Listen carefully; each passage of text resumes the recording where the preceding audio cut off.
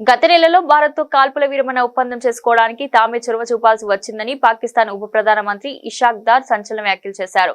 పహల్గాం ఉగ్రదాడికి ప్రతిస్పందనగా భారత్ చేపట్టిన ఆపరేషన్ సింధూర్లో భాగంగా రావల్పిడి, పంజాబ్ ప్రావిన్స్ లోని తమ రెండు కీలక వైమానిక స్థావరాలపై దాడులు జరిగాయని ఆయన అంగీకరించారు.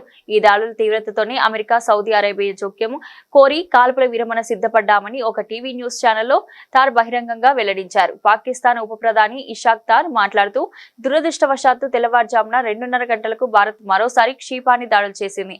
రావల్పిల్లిలోని Nur Khan air base, Punjab province లోని షోర్కోట్ ఎయిర్ బేస్ లక్ష్యంగా ఈ దాడులు జరిగాయి. ఈ ఘటన జరిగిన 45 నిమిషాల్లోనే సౌదీ యువరాజ్ ఫైసల్ నాకు ఫోన్ చేశారు. అప్పటికే అమెరికా విదేశాంగ మంత్రి మార్కో రూబియాతో నేను జరిపిన సంభాషణ గురించి ఆయనకు తెలిసిందని చెప్పారు.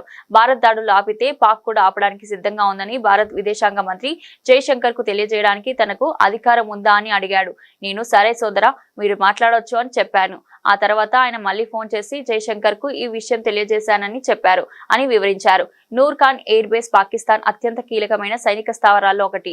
ఇక్కడ వాయుసేన కార్యక్రమాలతో పాటు విఐపి రవాణా యూనిట్లు కూడా ఉన్నాయి. ఇది రావల్పిడి, ఇస్లామాబాద్ నగరాల మధ్య ఉంది. రావల్పిడి పాక్ సైనిక ప్రధాన కార్యాలయంగా, ఇస్లామాబాద్ రాజకీయ అధికార కేంద్రం.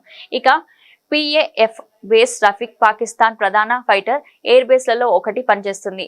ఇక్కడ చైనా తయారీ JF-17 ఫైటర్ జెట్లు, ఫ్రెంచ్ నిర్మిత మిరాజ్ 5 ఫైటర్స్, ఆల్అవుట్ 111 హెలికాప్టర్లు వంటి అనేక యుద్ధ విమానాలు ఉన్నాయి.